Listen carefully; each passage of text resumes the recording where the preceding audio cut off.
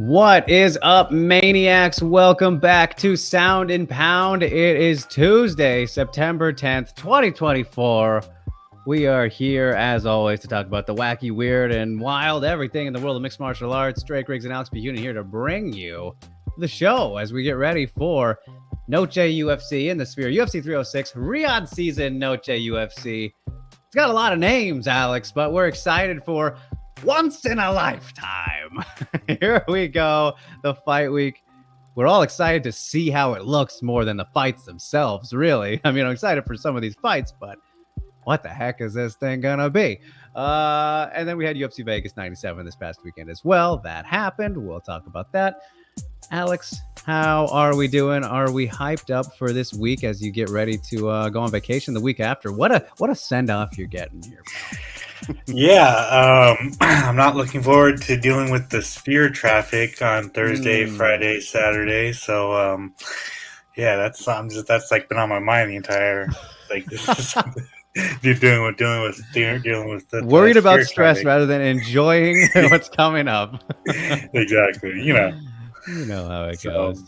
Yeah, but no, I'm very excited to see how they pull it off, because if they pull it off, it's going to be iconic, and if they don't, it's going to be not iconic. Yeah. I mean, it might be iconic as a failure, you know? Yes, very infamous is what it will end up being. Yeah, there you go. Yeah, that's gonna be something, but we'll get all into that, of course. As always, you guys don't forget to like, share, subscribe, hit the notification bells so you don't miss a thing. Follow us on all the platforms at MMAmania.com. Follow along with the newsletter on the website so you get the articles right in your inbox. You love to have them nice and fresh off the rip right there. But all right, you guys, let's just get right into it with our usual segments here. We're back in order as we're in between fight weeks, so we can do our segments nice and tidy and proper. Kicking things off as we do with the maniacal moment of the week. Alex, I will go first just because Ghost was asking me right before we went on here, and I wanted to get really to the roots of this segment today and take it to the maniacal momentness as much as I could. So I'm going over to Denver for one championship. I'm going to start us off with, there's a double parter here. We'll go with the good and then the bad. And it'll be Demetrius Johnson retiring. We talked about him just this past week, right? And how the guy is still one of the best on the planet, could be the flyweight champion in the UFC right now if he wanted to. If he was there, he could compete for the 135-pound title. He is a double weight champion. People don't realize it because of one stupid ass weight classes. That's what he was. Relinquishes the belt. Guy is still one of the best in the world, going out on top about as perfectly as you could. But yeah, nothing left really to prove, especially in one championship. They don't have many fighters for him to fight in MMA anyways. He did the whole cross sport thing with Rod Tang. Didn't work out for Rod Tang, but that was the point of it. All good fun times, great career, incredible moments, one of the very best ever. Some things that are never going to be replicated, he did, Alex. So yeah, that it was sad. It was emotional. I didn't think he'd actually get as sad about it as he did. That was nice to see, I guess. But with his squeaky voice, with his squeaky little Mighty Mouse voice. So yes, congrats on an amazing career to the legend, one of the greatest of all time. Sucks to see him go, but I mean, at the same time, yeah, he was kind of stuck. He got stuck with one here at the end, so that was a bummer. But hey, if he wasn't feeling it, he can do his grappling and continue to do great there. But then for the flip side, Alex, for the good, the bad, the ugly, maybe.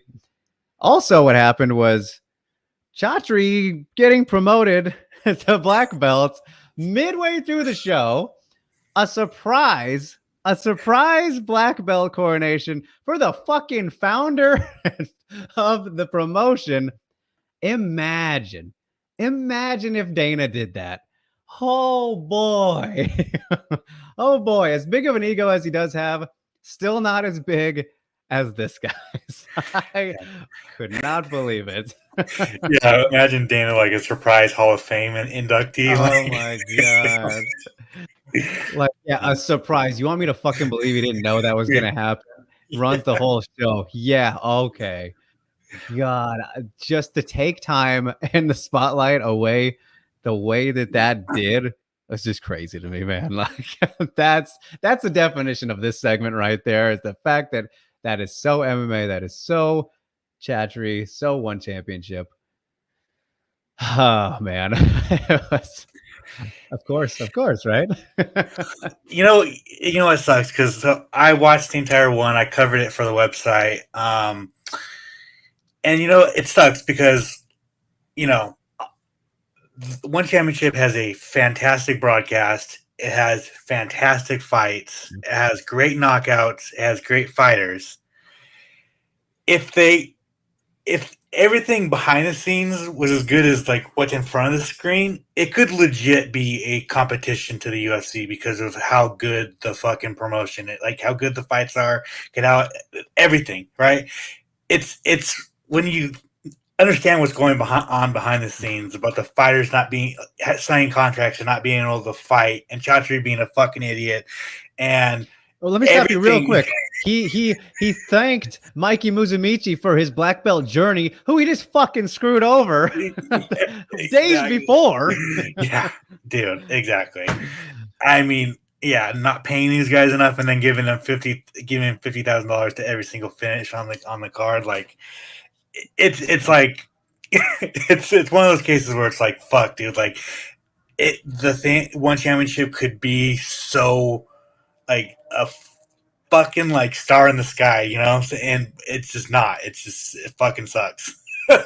Yeah, nobody knows how to just do this thing right. It's being the PFL competing, or one, or whoever. Yeah, It's because dude, like something always there. 1,000%. Because the fights are fantastic. The Yeah. 4 ounce Muay Thai, 4 ounce, like it's just it's all every one championship. There's like really good knockouts and good fights. It's just there's not enough MMA. It's not an And MMA that's, promotion anymore. you That's the know, thing. it's Yeah. not. It's not.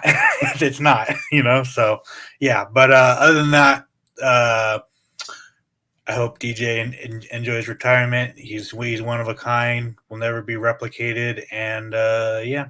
Now, there was this discourse going on the internet about who, in retrospect, now that DJ and Ben Askren are retired, of who won that trade. And my answer, I and honest to God, I think both guys won.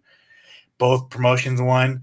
I see it as that. Like, I don't see it as like, oh, one championship got the best fighter, or oh, UFC got like George Masvidal because of it. Like Right. I think both promotions won because both fighters got what they wanted and helped the promotion. You know what I'm saying? So, Yeah. what's your opinion on it? No, yeah, I agree totally. I know that was a debate that, like, as soon as Askren lost, everyone's like, all right, they lost that one, Yeah. But yeah, as you look at how it went on, it both still helped them in a lot of different ways, right? If you're going to go purely off of career, obviously it's Demetrius becoming a double weight champion. That's what happened, right? With him capturing a 135-pound title compared to him having the 125 flyweight UFC title. But in the overall scheme, yeah, I think it is pretty on par with, what they wanted to do. I mean, Demetrius helped them return to the United States, like all these things. So I think it is pretty even in both respects in the grand scheme. Career versus career, well, it's Demetrius. Yeah, I think pretty easily. So yeah, definitely well said right there. But all right, my man, what about for you? What are your maniacal moments? I do. I was thinking about just doing like the Bellator main event being a fucking dud. Like it's just so Bellator, like For it's such a high level quality fight on paper. the best fight of the weekend by far. Yeah. Like, and it was just a fucking dud.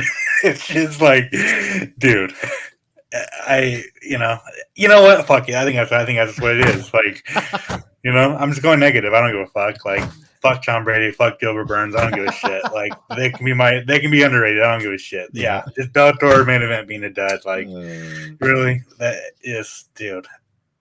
Yeah. So yeah, fair. I'm going to try and somewhat devil's advocate this here because I love that. It's totally what would happen, but it doesn't change your thoughts on Usman at all. I I mean, I think it's more of Alexander Shabliy just didn't show up to fight, Okay. and Usman Nurmagomedov just showed up and just kind of Good did his enough thing. to to Yeah, get it. 1000%. Like, yeah, you're gonna look. Yeah, I mean, I think it's obvious. Like Usman Nurmagomedov is one of the best fighters or one of the best lightweights in the world right now. We'll never know because he's stuck in Bellator, so never know. But I mean, he beat a really good guy in Alexander Shabliy who didn't show up, so we don't know how good he. You know what I'm saying? So I don't know. Here's what it is. A win's a win, and he did what he's supposed to do. Like, like if someone doesn't show up, then you do what you do. So, Yeah. you know.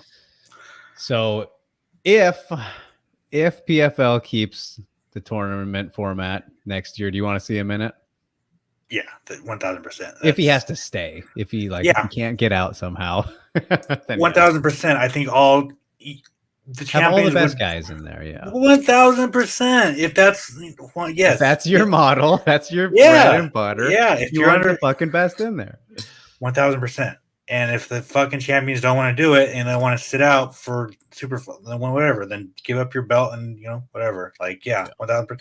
Yeah, they should all do it. Usman should do it.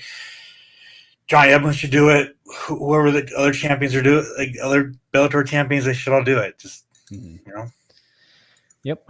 The reason why he did not do it is because he's getting paid a good amount of money, even though the California purses came out and said that he's getting paid $100,000. I have it on good authority that that's not the correct number. They never are. So also to that point, their $1 million is just gone. For you guys, remember this was supposed to be a part of the fucking tournament that wasn't honored. So more Bellator things. So brutal. Yeah. I would like to see Usman Nurmagomedov fight AJ McKee. Yes. Maybe they do that on like the PFL final card as a showcase. Strap the Hughes fight. Don't give a fuck. Yeah. Yeah. Maybe they just do a showcase fight in November. But probably not because they don't know what the fuck they're doing. So yeah, not happening. But we can dream. We can fucking dream. So yeah. All right. Well, let's go to the comments now. Get people's maniacal moments in here as we like to do. Synchro says this is maniacal and underrated, but Lorenz Larkin, who about 5 people in the world care about, got his consecutive KO win. He what Jorge Masvidal was before Ben Askren, very technically underrated. Yeah, I mean, Lorenz Larkin really is that kind of sleeper model of consistency, Alex. He is putting on great performances, great highlight reel finishes, but just so under the radar. 1000%. Since 2018, he's been on a fucking run. Like it's nice to see, and he's doing it violently. Yeah, yes. It sucks that he's in a promotion that no one cares about. So. There was so much sadness in your tone there. It's like, God, poor Lorenz. Yeah, shout outs to him for sure. Oh my goodness. James says, I took this maniacal moment from Ghost's reply boy. Superlek didn't need to acclimate to Denver's altitude and casually just knocked out Johnny Shags with an elbow. Love it. Guy's pretty good. Guy's pretty darn good, Alex. Nasty. Yeah, that dude is. Yeah, who would want to fight Superlek, bro? Like, what? Know, right? Dude, he's just don't. He's on a different planet right now, dude. Like, God. Yeah, that guy's insane. So, big congrats to him, indeed. And Jin says, my maniacal moment is how bad the refs were in the UFC Apex event. We had blatant glove grabs, and Steve Garcia casually won with an elbow to the back of the head with evidence, he says. So yeah, what was up with that, Alex? There was a lot of officiating blunders. First off, I will say the Amarin victory with Demopoulos, that's already been canceled out, scrubbed, right? She appealed, all that stuff. But like that sequence was right before the finish. It didn't affect the finish necessarily. And again, fighters can't call fouls and whatnot like Demopoulos was doing. But yeah, ref should have called that for sure. But hey, if you ain't cheating, you ain't trying. Jacqueline Amarim, she did the right thing. There's rules aren't in MMA, you guys. If you haven't noticed yet, rules don't fucking matter. Yeah, 1000%. 1000%. That's my it's very obvious the last few, I can say last 6 months, the referees are not calling fence grabs, fucking blatant eye pokes, blatant anything. Cheat until you get caught. You know, like yes. 100%. And then like with the whole situation, like it's like hard for me to feel bad about Vanessa when she's obviously robbed like 3 other fighters of, and then like two, I think Jinny Fry and Kanako's both got cut after their losses. So it's like, it's kind of hard to feel bad. You know, Yeah. Yeah, a little bit. That's what comes around, I guess. so, But yeah, Ghost chiming in and saying maniacal moment of the year is still Ortega dropping out of the Lopez fight and Ige stepping in on a few hours notice. Yeah, for the year, I don't know if that one will be topped for the yearly maniacal moment. That's a great shout. Jersey says odd maniacal moment for me. I hope I don't get shade for this, but Dana White on First Take shifted to we don't know how this event will play out from a couple of months ago, saying that it's the GOAT event. Promoters got to promote, Jersey. Promoters got to promote. At the same time, he's still saying he doesn't.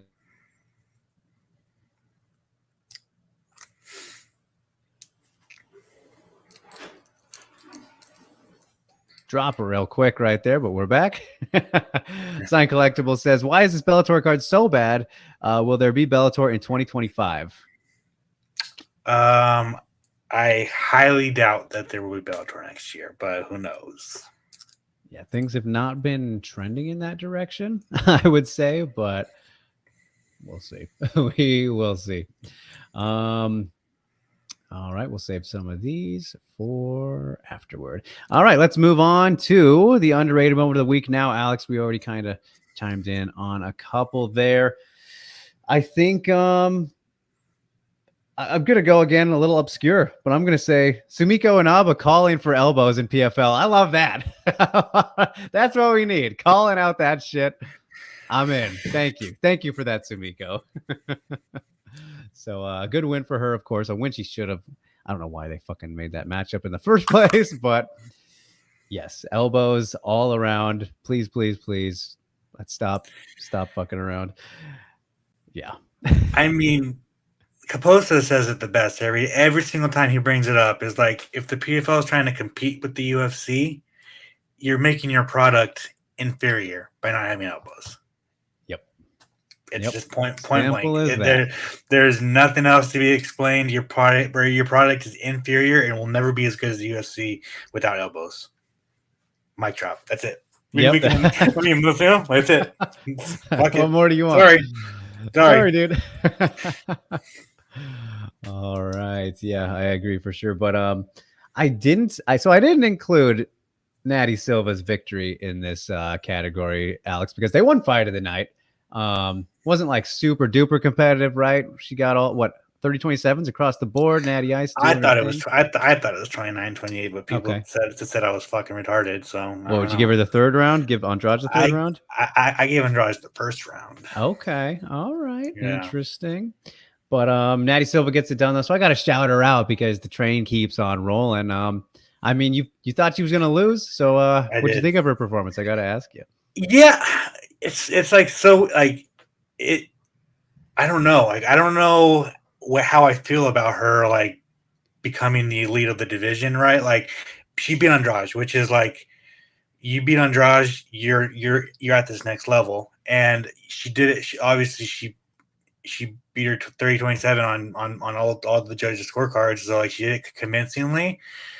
I just don't know how she stacks up against like the other, like the top of the division, because like yes, a win over Andrade is good, but it's a win over Andrade at flyweight where like you could tell Andrade was outmatched physically. Natty is a big flyweight compared to Andrade. Yeah. But like her skills, like she's quick, she's elusive, she's got kicks, she's got punches, she's got spin kicks, she's got she's very fun to watch. I just need to see her be like a top flyweight to like really be on this train, you know. Mm-hmm. And I think if she beats Macy Barber, then I'll be like, all right, I'm on. Choo-choo.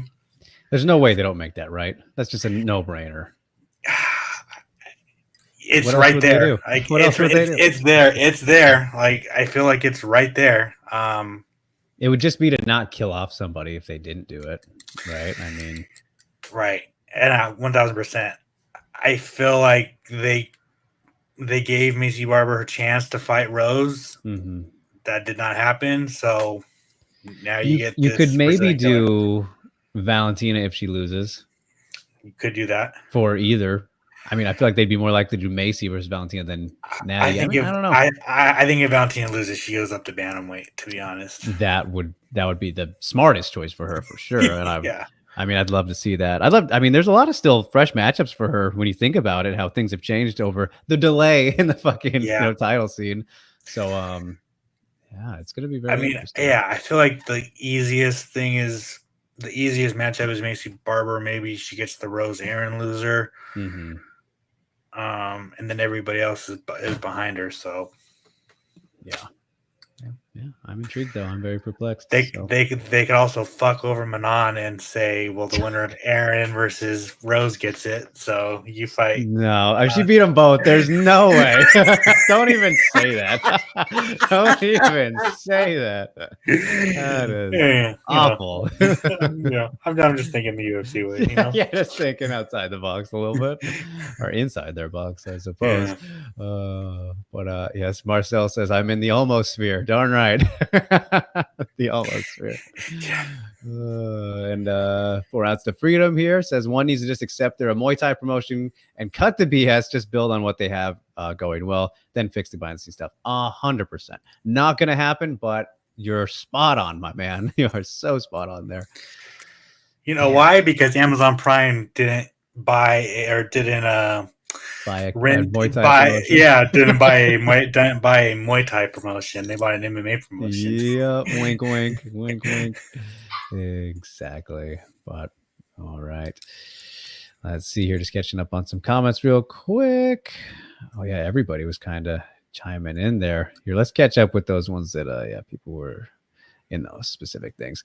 Rio says, I talked to Chris Presnell about one championship. We feel that one should just focus on 4 Ounce Muay Thai and cut MMA, kickboxing, and grappling. I feel that more people are actually invested in Muay Thai, which is incredible for Muay Thai. They could really make Muay Thai mainstream. Don't you agree? Yeah, no, if they just went completely all in, full chips on the table with Muay Thai, which is clearly the main investment and it's killing it. Like, it's awesome. We love it. It's just the fact that they pretend to be like not doing that. You know? like we have eyes, you know, like just let it be. It's good. It's good for what that is. And that's not a bad thing. Be the leader there. It's working, you know.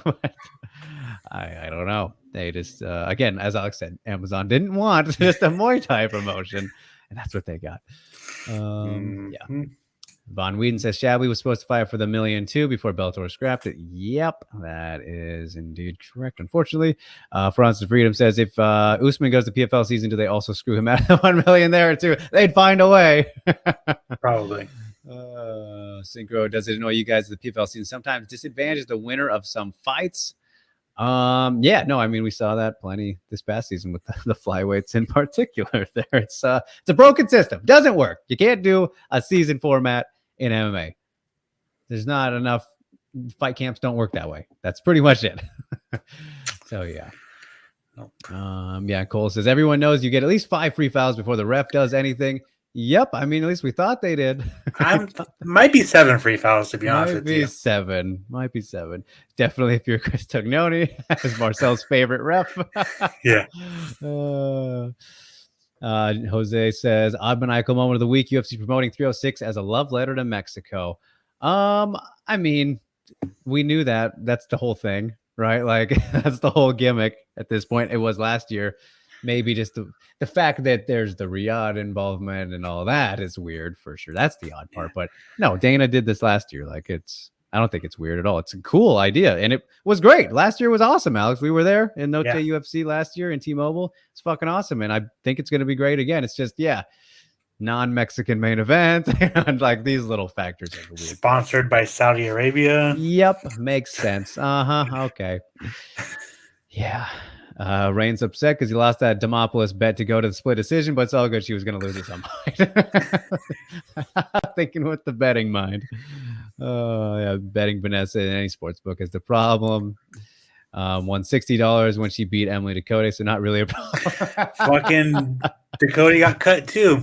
Oh my goodness, so insane. Is she just the robbery killer? Dude, the robbery cutter or something. Yeah, crazy. Mm. Oh my goodness. Okay, a lot of comments here to catch up on. We appreciate you guys. All right, before we move on, here's Rio saying, "Is Andrade washed? Andrade was flinching when a jab would get flashed at her. Is she afraid of CTE now?" Um, no, I don't think I would go that far. She did mention, which was very interesting before the fight, how she's going through the lawsuit with her old coach or whatever. She mentioned how, I could have retired by now. And she has had an insanely full career, right? She started at around like 20 years old, got in the UFC very early, I think 23 when she made the short notice debut against Liz Carmouche. You remember that one, Alex, at bantamweight. Yeah, like Andrade really could call it whenever, but she's had some financial issues, of course. And yeah. Yeah, I mean, people don't understand this, but like when she fought 5 times last year, the reason why she did that is because she had no money in her bank account, so she had to take as much fights as she can. And that's why she fought these fucking killers back to back to back to back. And that's the reason why she had no money and she was dealing with this shit that she couldn't say anything about. So, yeah, it's tough. Yeah. Mm-hmm. So yeah, I don't think she's washed at all though. Like, I mean, still hung in there with Natty Silva again, put on a, solid performance, a competitive, performance, even if she didn't go out there. Yeah, I mean, and I think she beats a lot of girls at flyweights. At flyweight, she won't beat the top contenders because she's elite at strawweight, but she still beats girls at flyweight for sure. Yeah, agree with that. Let's see. I wouldn't put wouldn't put it past the UFC if what Alex says is true about Blanchard versus Rose. Don't say this, you guys. Don't say this. I couldn't even get that out. UFC loves some Rose, Oh my goodness. It's funny MMA Labs bringing this up because this went through my mind as soon as Alex said it. But really, what about Kayla Harrison? I think it would be a nightmare matchup for Valentina. She's way bigger than her. Imagining Valentina versus Kayla is like something that doesn't compute. But UFC would love that. They would absolutely love the story of that matchup. My goodness. That is a tough fight for Valentina. Yeah, no, that's a nightmare. Absolute nightmare. Ooh. Yeah. Cole says, I also love this card's name. UFC 306, Riyadh season Noche UFC. It's just a disaster. I don't know what to write for this thing. It's like I've been going with Noche UFC, but it's UFC 306 now, and they're saying that on the videos and stuff. Like, okay, guys, all right. it's a disaster. Have to have fun in the UFC. Have to have UFC in the name twice. Keep Noche, but also have Riyadh. Yeah, right. Yeah. All right. Well, on that note, let's move on to it. Perfect way. Great way to segue us there, Cole, as we get to the Mania main line, injecting what we love the most this week, Alex. I think there's a lot to like. So, why don't you start us off, my man? What are you looking forward to the most out of this card, aside from, the top two fights? Yeah, I mean, other than that, it's Brian Ortega for Diego Lopez, but I'm sure we'll talk about that. Mm-hmm. It's the two fights that I'm like, I literally cannot wait to watch is Daniel Zahuber versus Esteban Rijovic and Ignacio Bahamondes versus Manuel Torres. Those two fights are going to be fucking bonkers. Also, but it also sucks because those are four of the, best Latin lightweights they have on the roster right now, right? Like up and coming Latin fighters, and they're all fighting each other. Like I feel like they could have easily had them all fight Brazilians or fight Americans or fight Canadians or fight whoever other than fight each other. So those two fights are going to be bonkers. I think there's going to be finishes in both of them. And because all four of those guys go for finishes, I'm a little bit. I think the one on the main card, Zahuber versus Rijovic, might not end in a finish, but I think Nacho versus Loco, Bahamondes versus Torres is going to be that's going to end violently one way or another. All right. Yeah, definitely some good ones scattered throughout this. And before I'm going to circle back to Noche UFC real quick, but I want to give a shout out. There's Bellator London this week, you guys. Do we you really wouldn't have known. No. Do we really have to talk about it though? Like, no. I just want to say I want to applaud this roundabout fucking bullshit way of getting to this main event here, which is Leah McCourt versus Sarah Collins. Because if you remember, Alex, Sarah Collins was supposed to fight what? Olena. She was supposed to fight Olena on the same card that Sinead Kavanaugh and Arlene Blanco fucking fought. Whoops, that doesn't happen because, well, the MMA gods are like, this is fucking dumb. She should be fighting one of them. Now she gets a main event spot, undefeated fighter, top 5 in the featherweight division, if that's still a thing over there for them, even taking on Leah McCourt, who is the girl who has been waiting patiently for her title shot. That's not going to come because she's probably going to lose this fight now. But I'm glad we've gotten to this. So, good job, Bellator. You figured out who Sarah Collins should be fighting. That deserves a mention. yeah, Leah McCourt's going to get beat, and all this McCourt versus Cyborg that didn't make sense in the first place is not never going to happen. I think that Cyborg's probably going to retire after the Pacheco fight, no matter what. Anyway, it makes a lot of sense. Yeah. Because this whole thing's been just very outspoken to get here. So that's that. But as for the Noche UFC card, of course, yeah, you mentioned some good ones there. So I'll just shout out kind of the others. Aldana Dumont, I'm looking forward to it. I don't care. I know you're not a big Norma fan in the cage. Irina Aldana, though, always puts on bangers. She is fantastic. One of the most exciting fighters in the bantamweight division. Yeah. What? So, yeah, you have one of the matchup that scares you, right? Yeah, one of the most exciting fighters fighting one of the most fucking dreadful, boring fighters on the fucking planet. Oh my goodness! What could go wrong? You know. I do think that Norma, who has a great fight IQ, which has led to her being boring in Alex's opinion, she is to probably out-grapple Irene. Dreadful, fucking dreadful. Unbelievable. But yes, I'm excited. The possibilities. I can thwart her off there, but yes. And then, of course, you mentioned it, Brian Ortega, Diego Lopez. Let's just talk about that a little bit more. I don't know if I expected to go any differently than I did the first time, Alex. You know, I was pretty confident feeling that Diego Lopez is going to make this a pretty vintage Brian Ortega fight. He's going to kick his ass for like the first round and a half. Look incredible. Diego Lopez getting literally better with each and every fight to great degrees. But then he'll just lose because he gets tired from beating up Brian Ortega like everybody seems to do. So I still feel like it's probably going to be like that. I know that you weren't sold on quite the same outcome, the same path to get there. Last time you thought Brian was just going to be a little bit of a level above. Has your thoughts changed at all? How do you feel about the matchup now? I can't wait for it. I'm glad. Fingers crossed it happens. Yeah, I'm kind of more on your side.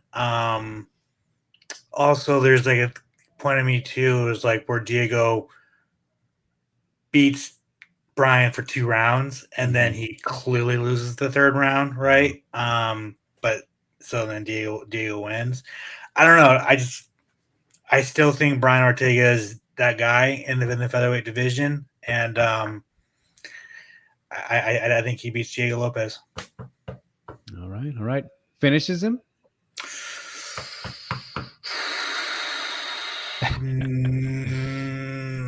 No. So I'm gonna, yeah, like, oh, maybe. Man, I don't know. Fuck. No, he doesn't.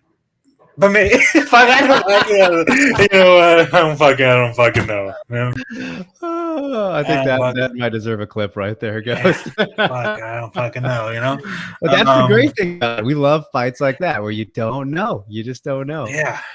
Gosh, and that was another thing. I'm going to bring this up. Ghost and I were talking about it before you hopped in off air. But what do you think the likelihood of this being one of those typical fights where the great grapplers cancel each other out and it turns into a striking match? I mean, very plausible. I would say probably like a 97% chance. Okay. Or it looks very similar to Gilbert Burns or Sean Brady. I really hope we get to see grappling between the two because Yes. these guys are very, very elite grapplers.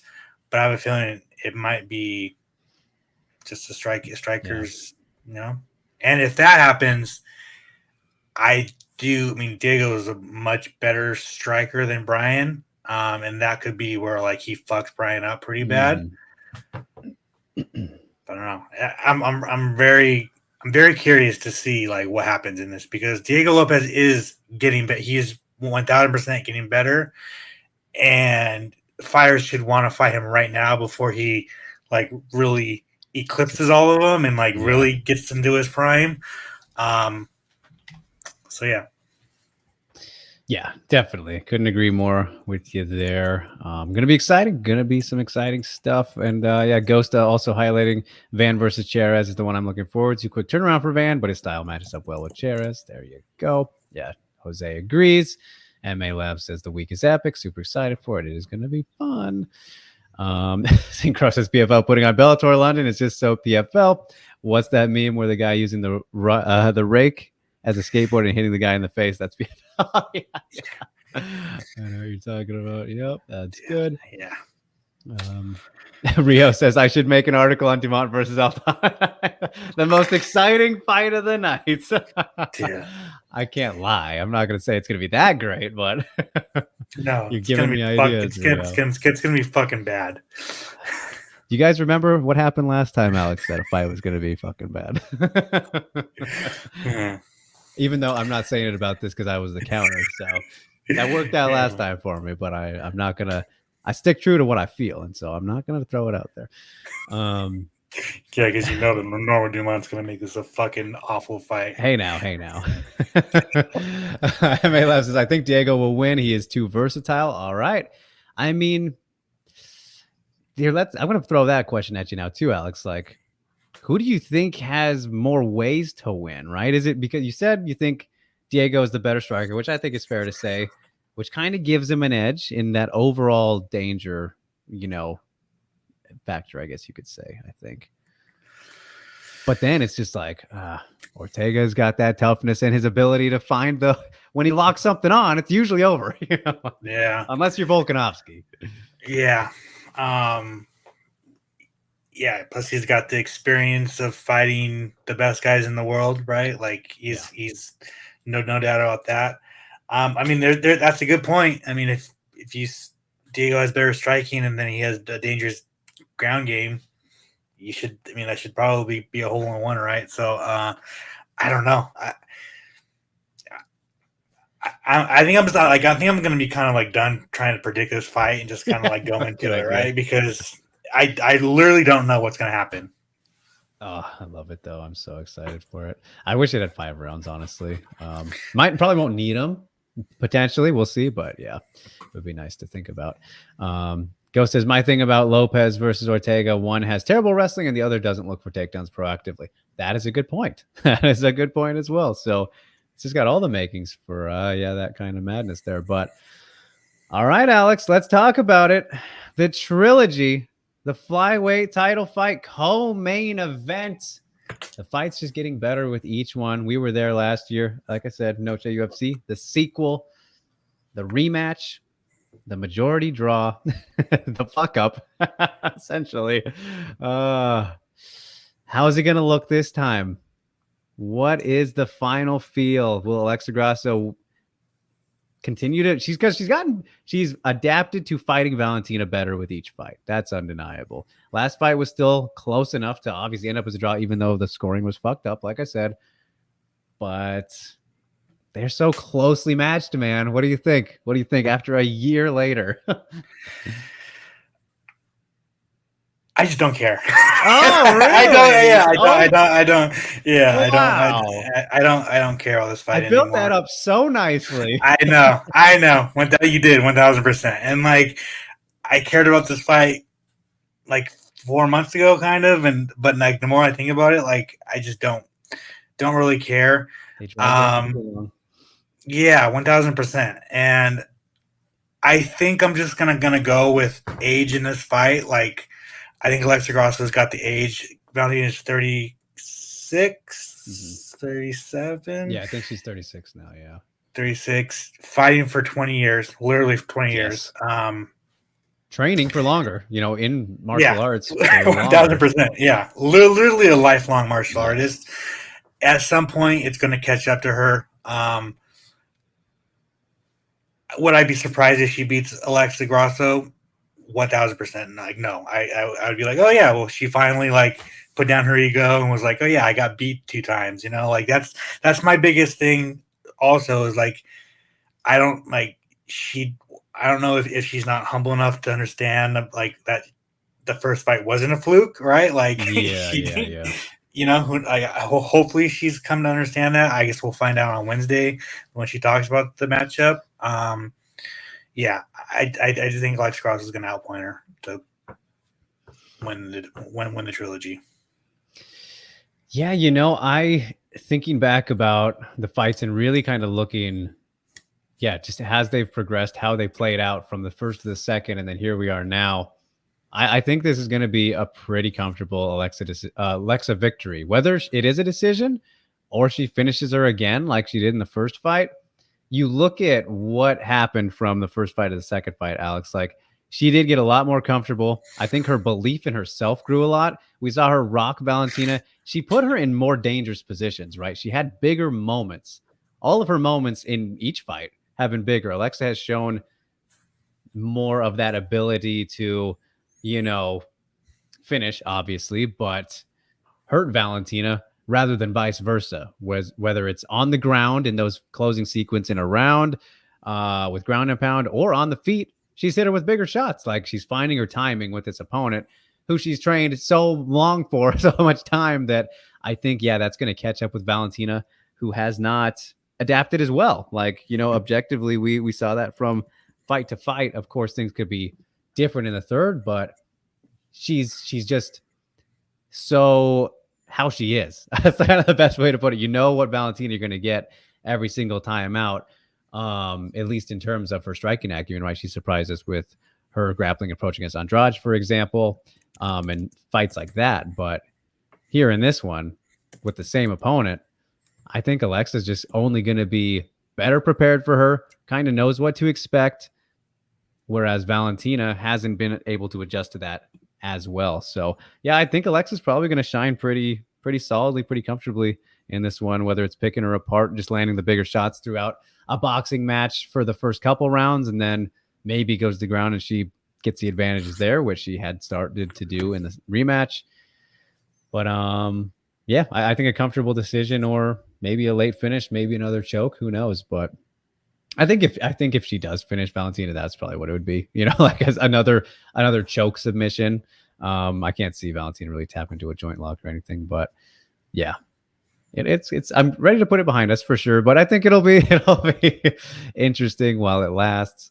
MMA Labs says I think Alexa will win. This fight is going to be about heart. I think want to win more than Valentina. I think she wants to win more than Valentina, to be honest.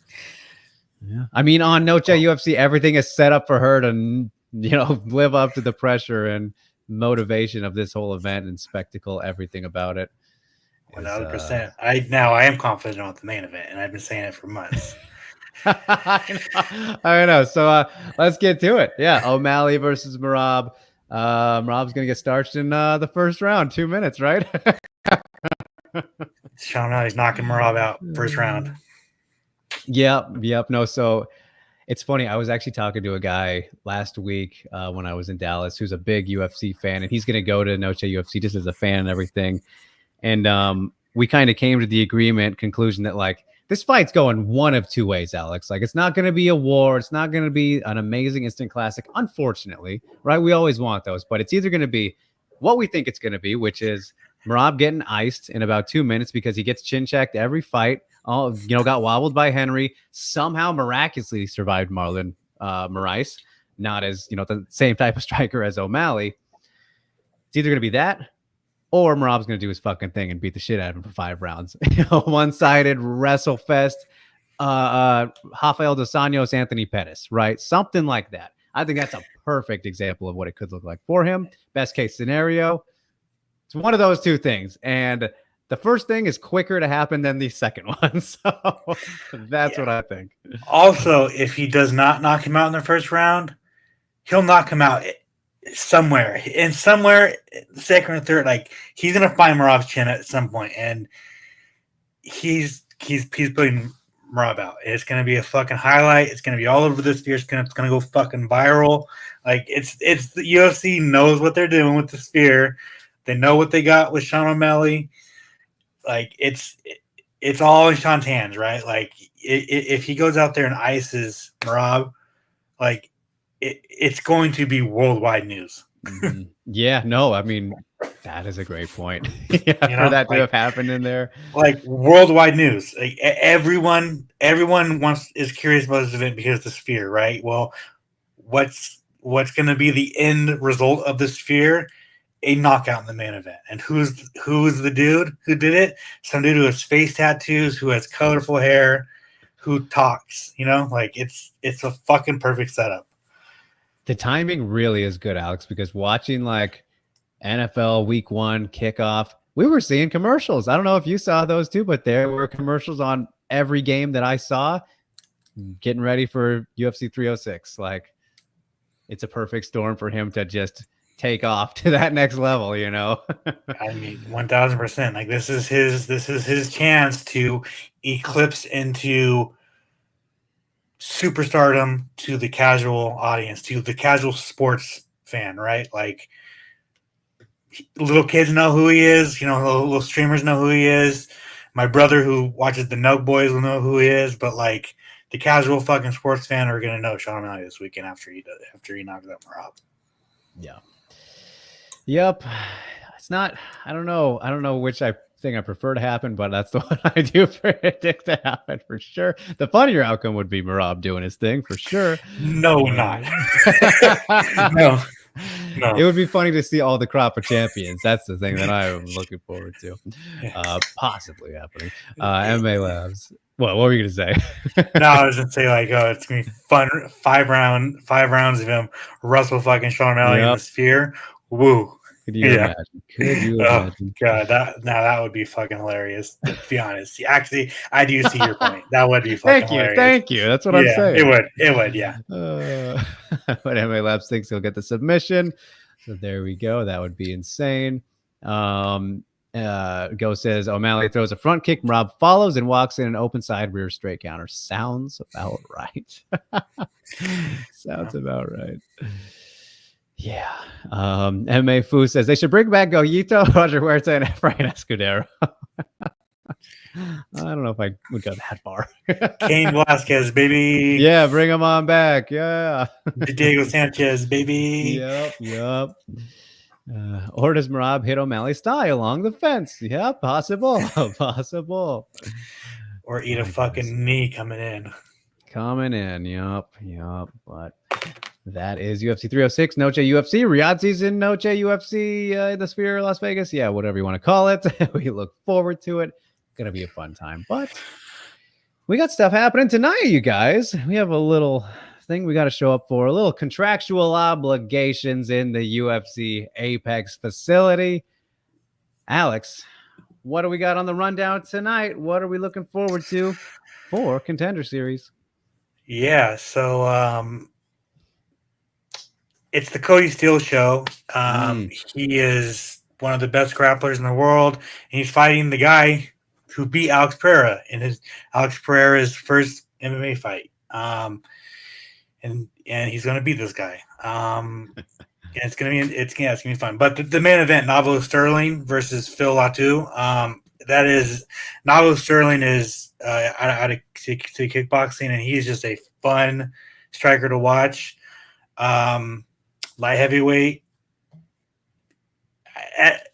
So it's funny enough, like I kind of knew about him, but not as much. So I was bitching about Cody still not being the main event, and then people in the know were like, yeah, well, it's because Navo Sterling's fighting. Why don't you go look at him? And I was like, all right, I'll bite my tongue. I'll go watch it. I'm like, all right, Okay, I succeed my. I take back my I take back my Retract bitch. your You know? Yeah, statement.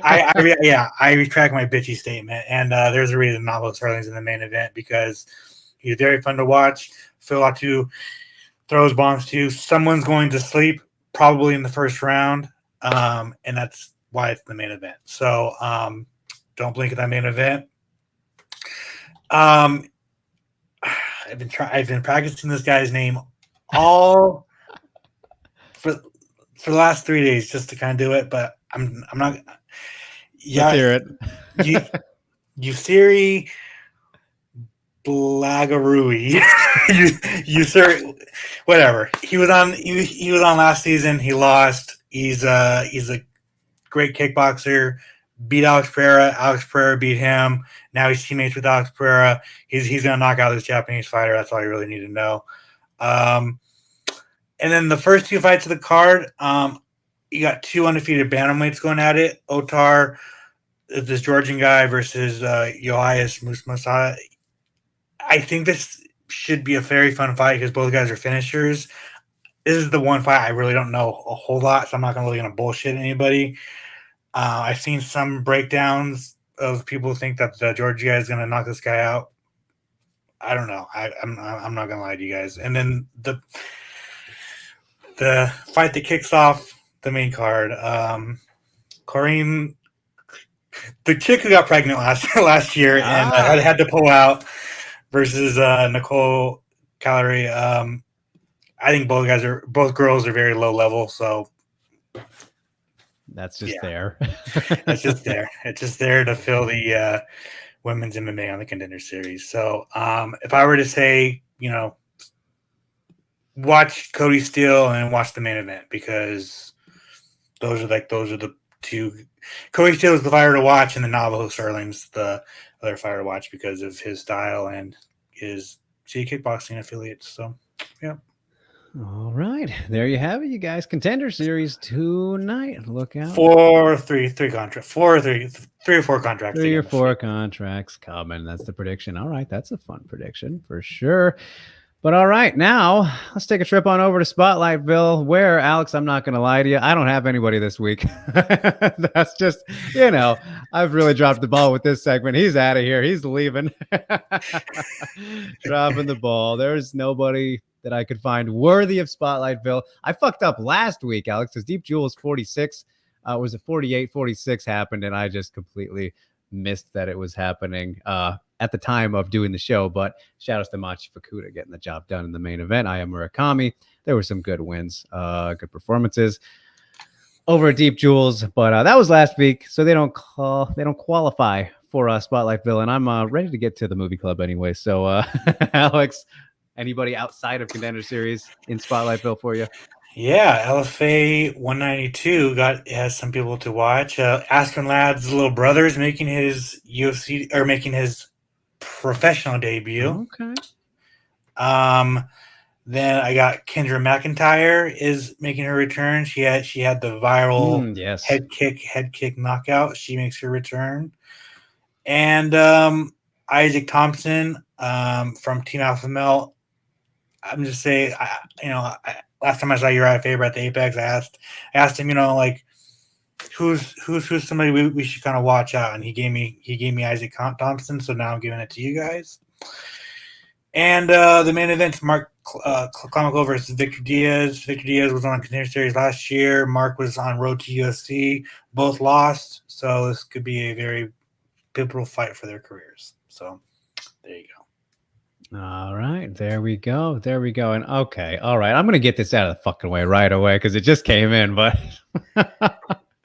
remember, just what's wrong with using Instagram as a source for MMA news? My friend does it, and a lot of people are trying to cancel him. Yeah, they fucking should, because Instagram accounts are not good sources for news because they make shit up. Dude, fucking get out of here, man. I'm done with this, Ramiro Jones. That's too much for you. I'm timing you out. I should have banned you. Don't come at me with that, bro. We all know every fucking week with this guy. It's fucking Kevin, crazy Kevin. It's obviously Romero Jones. Like, we get it, bro. We get it. What's wrong with Instagram accounts? Is my sources. You kind of answered your own question there, dude. Yeah, Oh, come on, somebody with bro. just fucking Microsoft Paint image.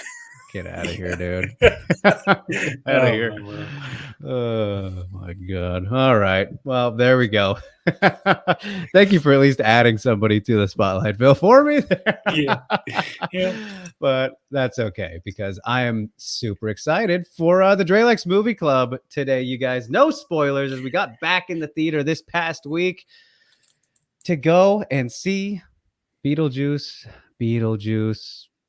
two times. Say two times. But Alex, I will tell you, my goodness, I enjoyed this incredibly. I am so happy to say Tim Burton coming back with a hitter. He's back, baby. He's back at least for this one. Beetlejuice. This movie was fully Tim Burton in his still Tim Burton self, but also feels like, a new movie, a modernized movie, but still feels like it's out of the 90s at the same time. I don't know how to describe it, Alex. That's the beauty of this film. Um, my goodness, everybody was so great in their roles. Willem Dafoe, I just want to say right away, what a fucking this is the Defoe-assance? I don't even know. He's had just banger after banger after banger of a performance in everything. He's always been great, but dude, he's just in everything now.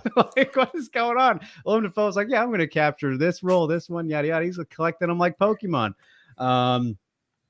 Winona Ryder, perfect there. Is Lydia. Catherine O'Hara. Every single person. They all played their roles excellently. There were some story points that I were kind of thought were missing, but overall, didn't affect things too dramatically. I liked it. Some great cameo appearances for sure. Really one that sticks out, which I won't spoil. Michael Keaton still as incredible as Beetlejuice as ever. Just one of the most iconic characters in cinema history, of course. I'll leave some maybe more negatives I have till after, but overall enjoyed the hell out of this, Alex. It was a great fun time. There were some good funny moments in it. I didn't find myself laughing too much. There were some that got a chuckle out of me, but it's a good enjoyable time. It is. I think it's it's very close. I don't know if it's the same. I'd score it the exact same as the original, but it's right below. I thought this was great. What did you think? yeah. I was super cautiously optimistic. I know, me too. I was just like, everything could go wrong because Yeah, we've seen movies have 30-year-old sequels before, and they've been dog shit.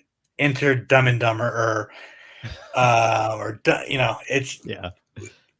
And I thought that Tim Burton captured everything about the first one, down to a T. It was just tremendous. I just love the vibe. I love coming back to the universe.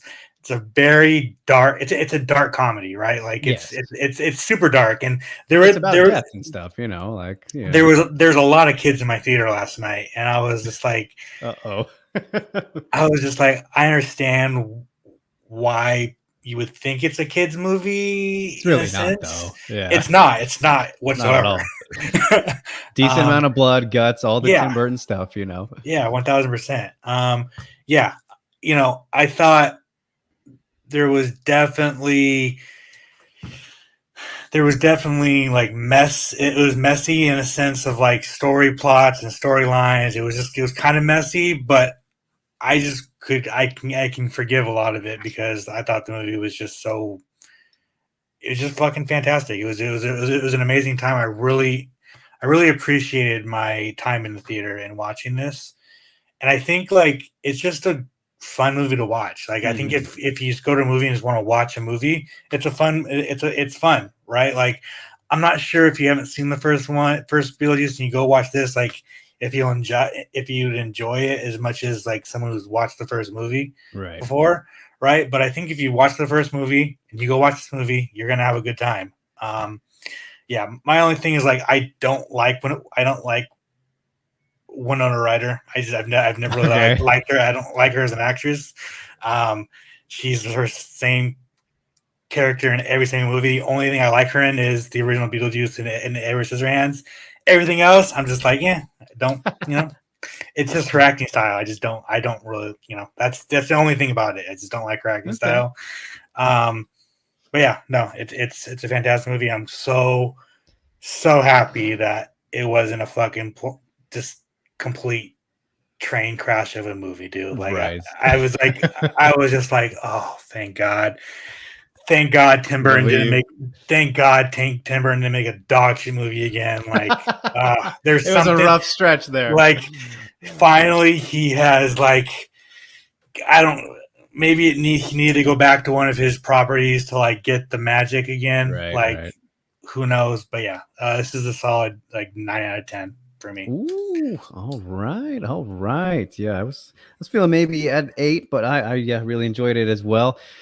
Yeah, I think if you were to watch this without seeing the original, you'd have a lot of confusion on kind of how what exactly the universe, how it's set up, I guess you could say, how things kind of work. Like, yeah, there's a lot of good foundation you'd get out of the first movie. Yeah, and I think like it took like an hour hour 20 minutes for when writer to like tell the audience like, the first movie I was trying to marry a demon. Like, that's like it took an hour to get there. So like if you didn't watch the first movie, you're just like, what the fuck is going on? You did what? Yeah, so. Yeah. And so I think that's kind of what maybe the biggest problems for me were. Like, yeah, the depth of the story kind of didn't feel, it wasn't super deep, but it all worked around and flowed to get to where they wanted to go pretty nicely, right? I think he pieced the puzzle together nicely to get to the certain places, like the utilization of Jenna Ortega's character pretty much as, the daughter, and how that pretty much catapulted everything. Boy, is she being typecast. Yeah, a little bit. That's gonna be that way for a while. For a good while. She's gonna have to start rejecting some roles. She's gonna have to do, but she's good in it, like she's great at that character. So yeah, and that was a thing too that I pointed out. I was just like, Tim Burton doesn't necessarily, he can't sell me on a love story to save his fucking life. This guy, he's got no time to piece together a meaningful love story. It's just like, oh, here we are. Yeah. Which that always, as know about me, I've never liked that about him, but I made it work decent enough in this one. I do wish, it feels weird to have like no inclusion. There were the mentions, of course, of Alec Baldwin and Gina Davis's character. This isn't a spoiler because everyone knows, I think, that they're not in the movie, but it feels weird kind of to have them missing. And I don't know if there was an exact reason given. I was looking up some things, but I think Gina was like, oh, I think it's because ghosts aren't supposed to age, so they'd have to make us look like back then or whatever. But I don't know. That's kind of a nitpicky thing, but because the story wasn't affected by it too much, but it just kind of felt weird. I was hoping to be honest, I totally fucking forgot about them. And really, okay, yeah. Like, so that's just a me thing. Yeah, yeah. Well, maybe now that I maybe you mentioned it, yeah. I totally forgot. That's crazy. They're like insane, really. They're really in. Yeah, they're like in the first movie a lot. Like, totally. Yeah. All right. Yeah. Okay. But overall, though, you guys definitely you're gonna, I think, enjoy this a lot if you did like the first Beetlejuice. And you should. I would recommend watching it if you want to watch this or get to it or whatnot. But I think it's still a fun time. Just standalone in a vacuum. Again, you're going to be confused about a decent bit, I think, but it is still just a fun movie. Great characters, all that stuff. Yeah, funny enough is like, they left out Alec Baldwin and Dean Davis, but Jeffrey Jones is in like what they kind of like. He's in it, but not in it. You know what I'm saying? Like, he couldn't get around that one, right? Somehow, right? So but I mean, they kind of just put his picture up, and then but that was kind of like Yep, I know. I was waiting. I was like, is he actually going to appear? They're going to show him like dead, but no, they got around that pretty cleverly, honestly. Yeah, 1000%. Pretty darn cleverly. But yeah, Catherine O'Hara, she was excellent too in this. My goodness. She's a queen. Yeah, definitely. Yeah, Rio says Michael Keaton was amazing, maybe because my expectation was low, so they raised the bar. What do you think? I mean, that always helps. That always helps a lot, Alex. I don't know if that was maybe in their thought process making it. Probably not. But yeah, I mean, I think I was mostly cautious just because of we had some hit and misses, some misses lately. It's just in terms of the new releases. But yeah, everybody delivered pretty excellently. It was good. I liked it. And again, Willem Dafoe, I loved his character so much. Like, one of my favorite parts. He's just on fire right now. It's insane. So yeah. All right. Well, let's get on to this week, which I really want to see No Evil or Speak No Evil, whatever it's titled, the James McAvoy movie, because I love him. Love that man. Even though we've pretty much seen the whole movie from the fucking trailers, which pisses me off. And that's what Jeremy John said in his review today. Like, if you watch the trailer, you've watched the movie. Oh, God damn it. So it's like, yeah. Of course, I hate that, man. They give away everything. That could have been such a surprise, with how things. Yeah, that's annoying. So I want to see that, but Rio is saying I have to watch The Departed this week. So is that what we're gonna do? Rio said, is that what we're gonna do, Alex? What do you want to do this week? Yeah, because obviously I'm going on vacation, so I'm going to be gone. Right. Plenty of time. I really want to see. I mean, I want to see what the reviews are that coming in for the Never Let Go, the new Halle Berry horror movie. Okay. I've seen nothing about this, so that's exciting for me. Yeah. It's I just need to see what people are talking about before I go, because I'm cuckoo fucked me up. I'm not gonna go.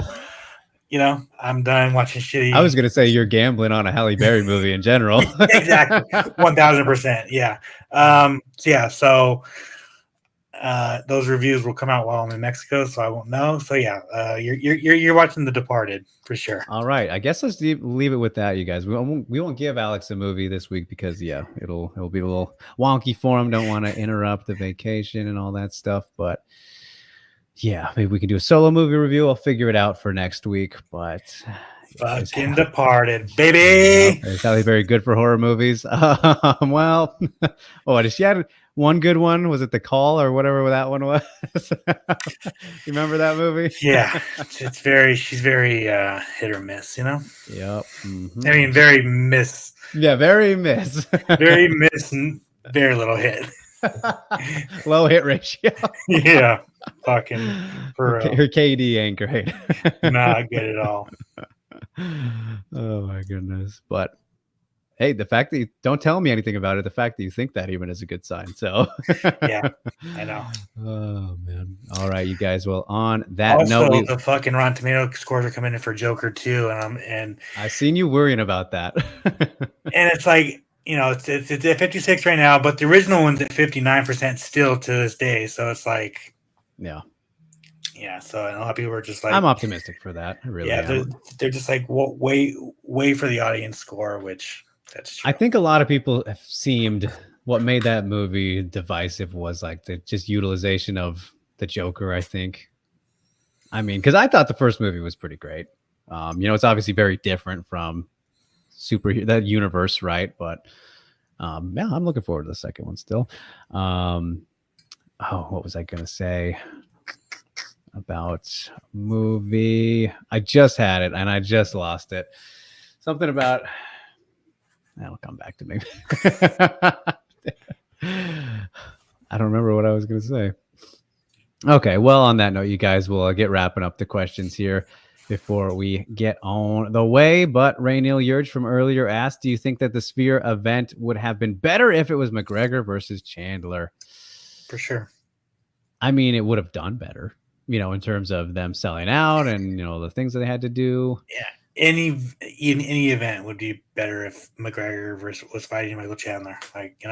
Yes. Yeah. We're kind of at that state of affairs with things. Jersey Lee says, will we be on Dana's shame video? Don't know yet. And I think, was it the one he did, Alex? Was that what he hyped up, or is he going to do one? old school style. What do you think? I'm I not feel sure. like that was it. I think that was what he was teasing. Could be. Yeah, I'm not sure. So, I mean, I won't be surprised if once the fight actually is made official and all that, that he does throw out another one at us. But yeah, I would be more likely than Alex. He's not going to be in it. I am a John Jones dick rider, bro. Yeah, not going to be him. Yeah. I'll tell you who is going to be in it. Jed Mashu is 100%. That's going to be a star of that one, baby. Shout out to our boy Jed. Oh goodness. James here asking, what did you make of JHK and Nick Atkins say that Johnny Shags was the greatest striker ever after he had Fabricio Andrade, excuse me, who was an MMA fighter in kickboxing. I like Jay Shags, but hyperbole like that is annoying. Well, shout outs to our guys there, Nick and JHK, kind of. Did they? I mean, I didn't hear that. I know that was of course a great win, great performance. I remember watching that one from Haggerty, of course, but it's recency bias can affect us all. I guess I'll leave it at that. After you see something great in the moment, it can happen. Yeah. He's great, of course, but yeah, it's tough. Jersey asking, what are the chances of Noche UFC flopping, that they do it again next year? Will they try the same ticket price in the beginning, then lower them? There's no chance it's happening next year. If this thing happens again, Alex, it's going to be like a bit from now, I think, because of just the expenses of it. And if it absolutely kills it, 2 years from now at best, I think. Well, not only that, is they're under contract with MGM, right? And the Sphere, and the Sphere's not an MGM property, so until they are up on that deal, they will not be doing the Sphere again. Right. Do you know how long it is? I believe it's another 2, maybe 3 years. Okay, so there you go. There's a good window for you, Jersey. Yeah.